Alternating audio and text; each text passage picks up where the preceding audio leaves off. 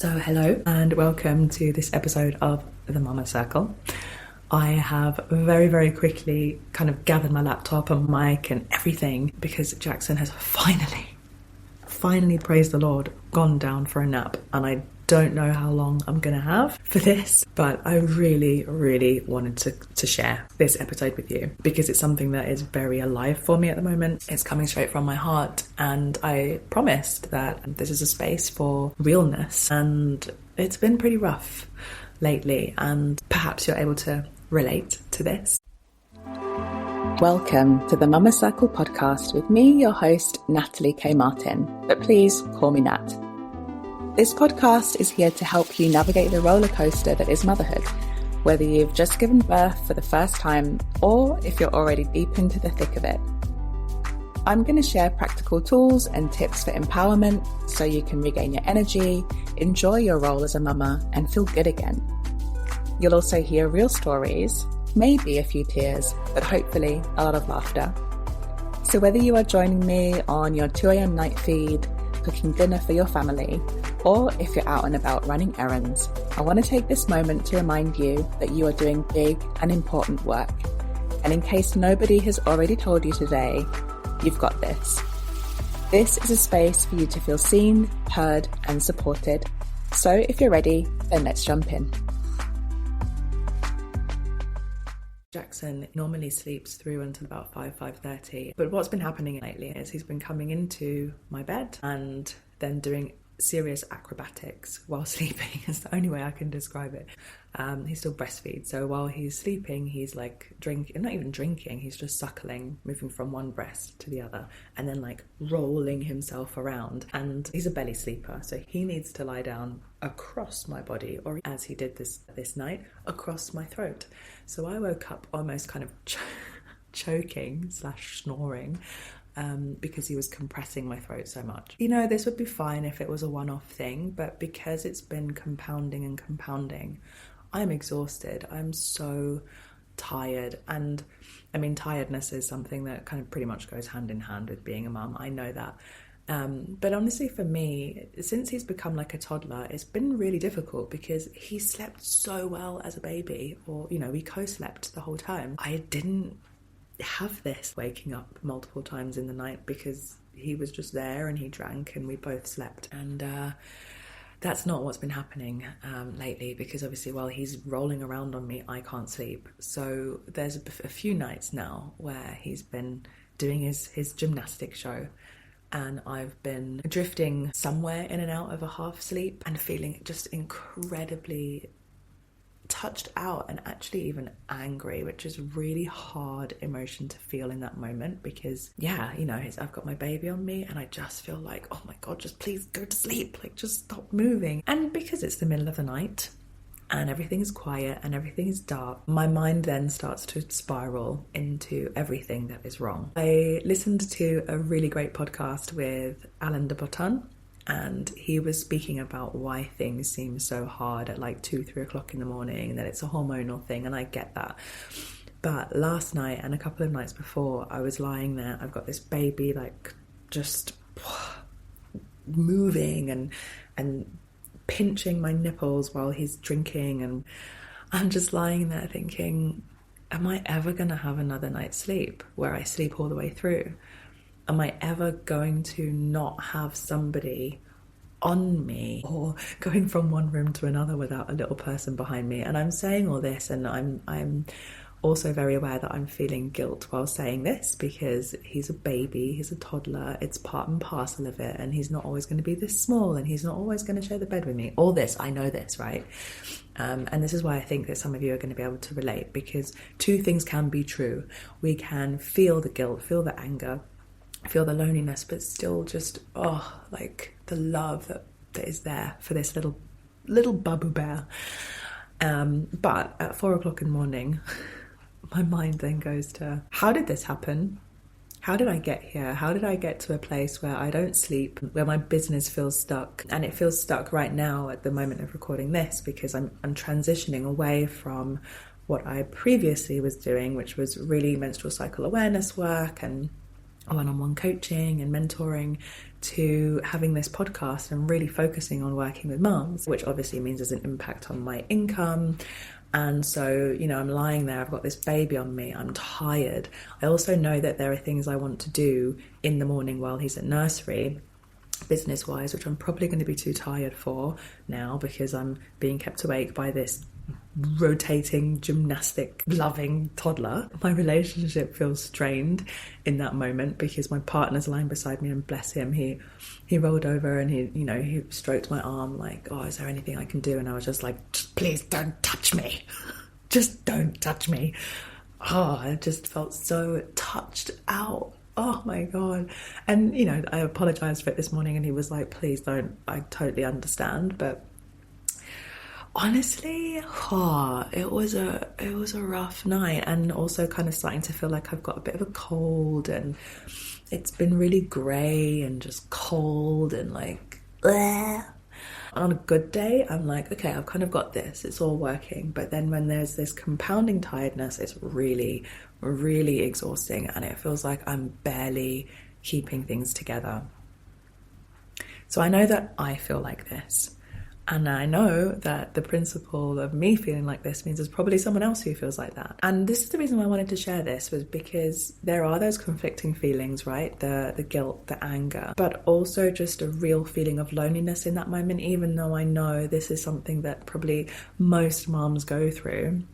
It felt lonely because at 4 o'clock in the morning, you're in your bed, your partner's sleeping, you're awake. It doesn't matter whether you're up feeding or doing the diaper change, or if your little one or little ones are sick. It can feel so incredibly lonely in that moment. And so I wanted to share, because I know that as lonely as I felt in that moment, I was not, because maybe you had a similar kind of experience last night, right? So I wanted to share this because I thought it might be helpful for me to share some of the things that I try to do, or I would say most of the time do manage to do in some way, shape or form, to kind of just keep myself going in those moments of stress and overwhelm. And this is actually what's behind the overwhelm bingo, because I feel like very often when we're in that spiral of like everything feels terrible, we kind of can't see the wood for the trees.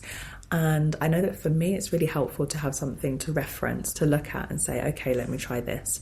Okay, let me try that. Granted, it's not something that usually works when I'm trapped in the bed with a baby rolling around on top of me.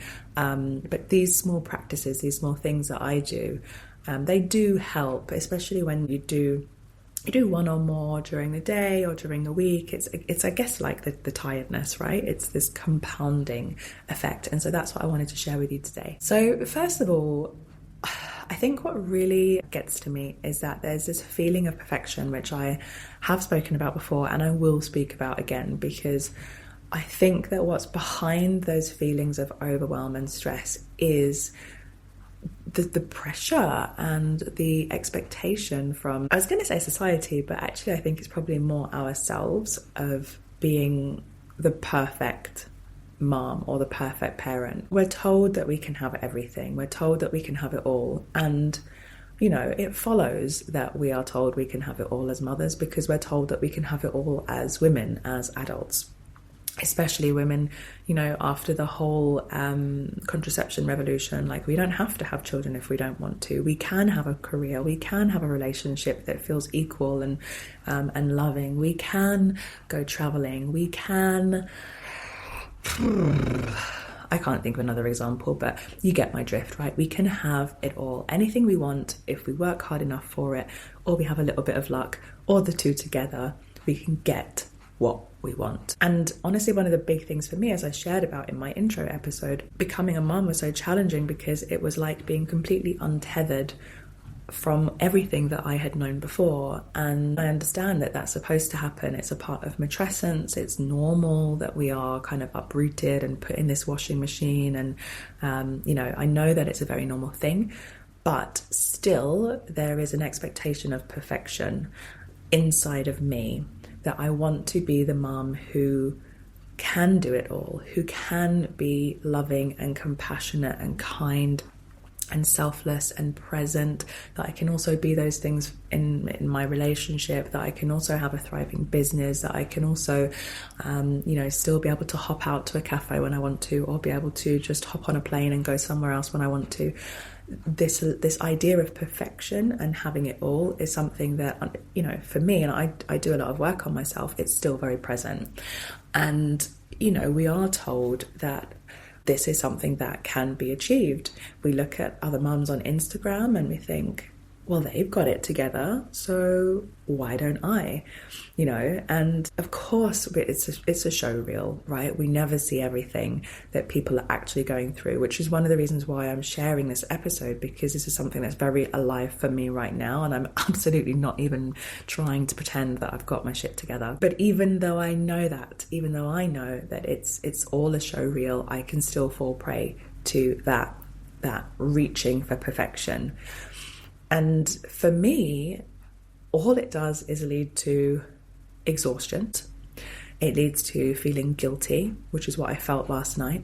When my baby's rolling around on me and I'm feeling angry because he's doing that, and then I'm feeling guilty because of anger, and I'm feeling anger and guilt because I should be able to just accept the fact that this is what's happening because he's a small baby and I'm his mum, and get on with it. The feeling of not being able to be perfect comes out in that cycle of burnout and guilt and not enoughness, I guess. But I do know that overwhelm is normal. I know that I wish it wasn't normal. I know that I wish that overwhelm was something we never really had to deal with. But I know it's normal, and I know enough to know that it's not a sign of failure. I'm not feeling overwhelmed because I'm doing it wrong. And for me, I really notice this, as I said, when I'm exhausted, when I'm snapping at my partner, when that inner critic voice that I spoke about in the intro episode, when the inner critic voice sounds nasty, these are all signs for me that I'm kind of getting a bit out of balance. So this is something that I wanted to share, because when you're able to recognize what's happening in your body, or when you're able to recognize what thoughts are on a loop, then you can start to break the cycle, right?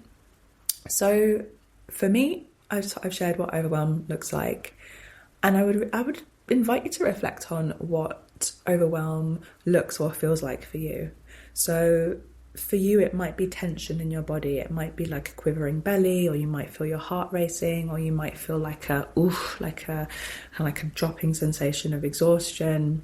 It might be those thoughts on a loop. It might be that inner critic who's telling you you're doing it wrong, you're not doing it enough, you're the worst mother in the world or the worst partner in the world. Because when you are able to recognize those feelings and those thoughts, then you're able to recognize that it is not you. It's feeling overwhelmed. It's feeling, for want of a better word, triggered. And the thing is that these feelings of overwhelm and everything, they are not, it's not necessarily about you. I think what I am really realizing is the impact that the wider society has on me as a mum. And I think especially also as a black mum, honestly, especially a black mum in a very, very white village in Bavaria, in Germany. Like I kind of also feel like I have to be even more of a good mom, like even more of a shining example of what it means to be a mom, to raise a good mixed race child who, will be very in tune with his German Bavarian roots, but also his British Jamaican ones as well. Like, so really also think about, or be aware of, yes, there's you and your constellation of you and your family, but there's also the constellation of like the pressure from our employers, from our wider family, from social media, the things that we digest, from culture. Those are really, really important, and I think I definitely want to speak to those on a future episode as well. So some of the things I wanted to share with you that I do that really can help in those moments of just like, oh my god, I'm feeling so overwhelmed. Some of these are on the bingo sheet and some of them are not, and I really invite you to also just lean into what feels good for you. Chances are you may be doing some of these things already, but I find it always helpful to, hear what other people do and kind of get inspiration. So some things that I do, I pause And admittedly, it takes a lot sometimes for that to happen. But there will be times when, usually after a bad night, I just need to stop and I will let Jackson play. Usually we'll do it in his room because, as you know, he can't really do any damage in there, and I'll close the little the gate so he can't get out, and he will play and I will just lie down on the floor. I actually tend to lie down on the little couch thing that's in there now because he just crawls all over me if I'm lying on the floor. But I do sometimes just lie down on the floor and just take a moment, take a breath.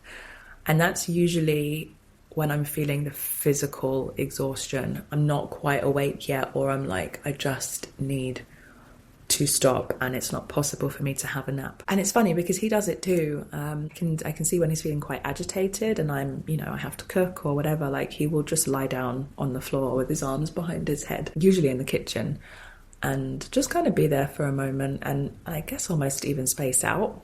So I definitely have learned that from him, I think. And I think the reason why I like it is because it's a really very physical signal to your body that, like, okay, I can feel that you need something from me and I am going to stop and I am going to just take this moment and breathe and rest, even if there's like absolute chaos going around. So taking permission, or giving yourself, actually taking permission, not even giving it, taking permission for yourself to literally stop in those moments where you feel overwhelmed and just pause, even if it's for like 30 seconds or a minute. So that's one thing that I do. Something else that I do is I reach out to a friend and ask if they want to meet up for a coffee or for a play date if it's a friend with children. And it's not even necessarily that it has to be on that very day, because usually that is not possible.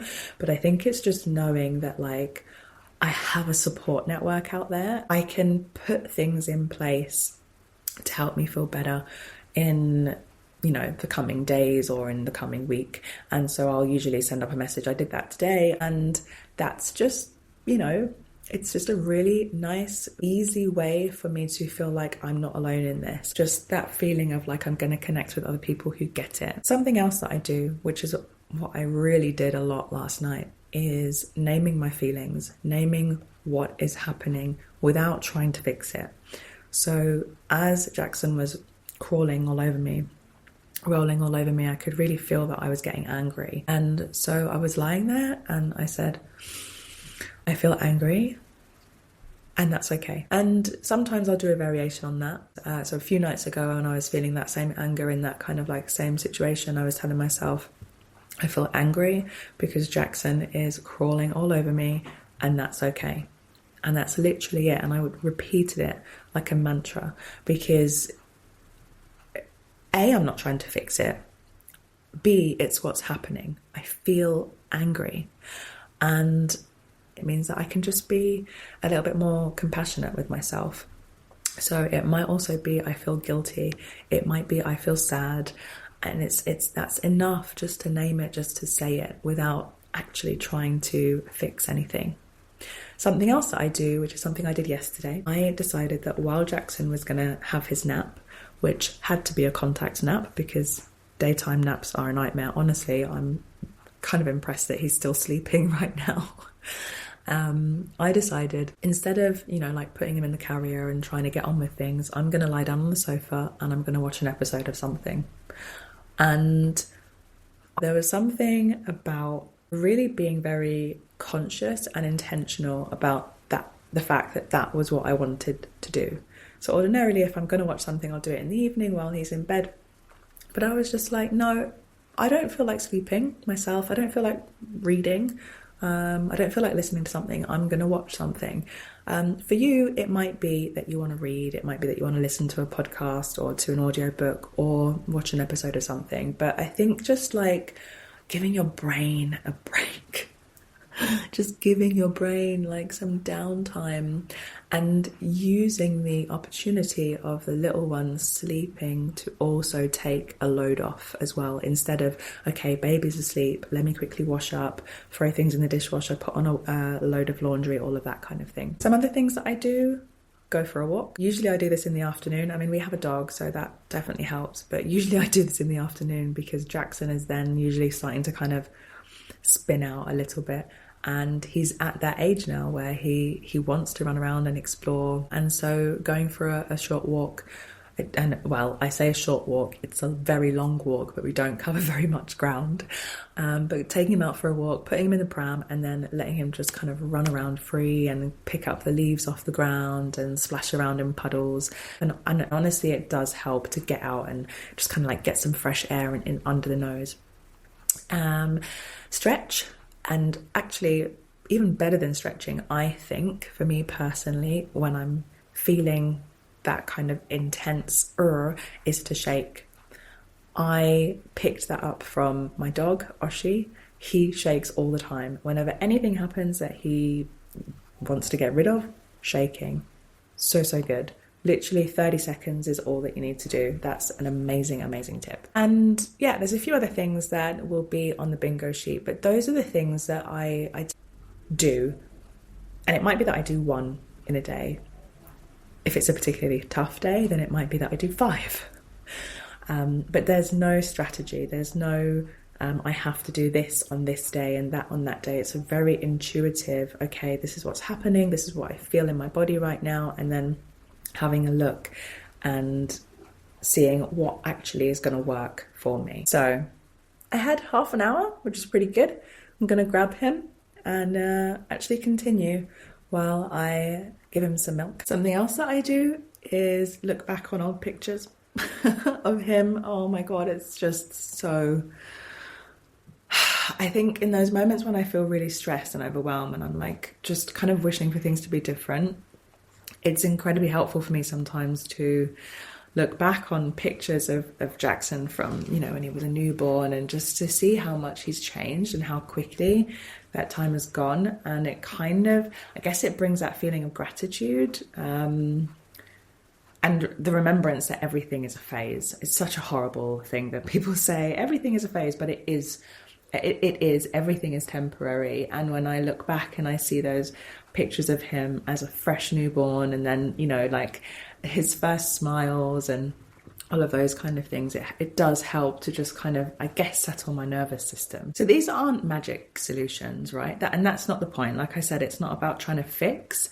These are just, I just wanted to share, I guess, these small things that I do that can and really often do make a difference. And, you know, it's not about trying to be perfect, because as I've spoken about and probably will continue to harp on about, perfection is just a myth anyway, but it's just doing what you need to do in order to make it through the day.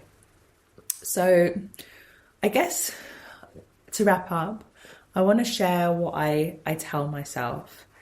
And that is that feeling overwhelmed doesn't mean that I'm failing. And so for you, feeling overwhelmed does not mean that you're failing. It means that you're human. It means that you're a human being doing, as I say in the intro, big and important work. And that's a lot. It's a lot, and it's okay for it to be a lot. It's okay for things to feel overwhelming. It's okay for things to feel uncomfortable, and it's okay for things to look messy, especially in comparison to what we see on social media. And also, I guess one thing that I would like to leave you with in terms of a thought is that feeling good isn't about having everything running smoothly.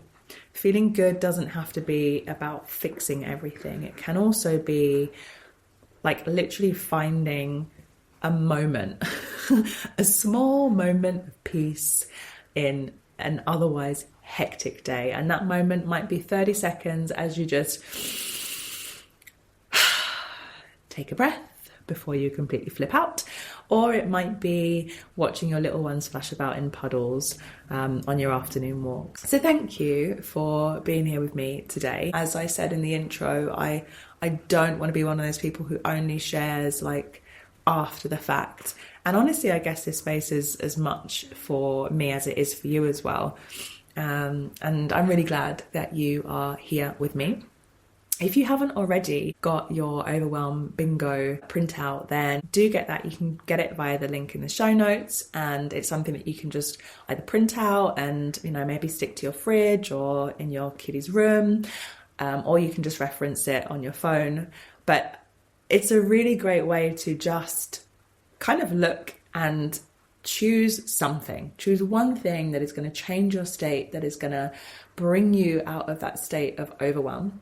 And it's also something that you can do with your little ones as well, depending on obviously which which item you choose. I has shared has resonated with you. I would love, love, love to hear from you on this. Please do leave a comment in the comment section, or you can send me a message or a comment over on Instagram at natalie.kmartin. And please do also remember to subscribe if you haven't already, and also share this with any other person, any other mom who you think would really benefit from this. It really makes a huge, huge difference. So thank you for being here with me, and I'll see you back here for the next episode.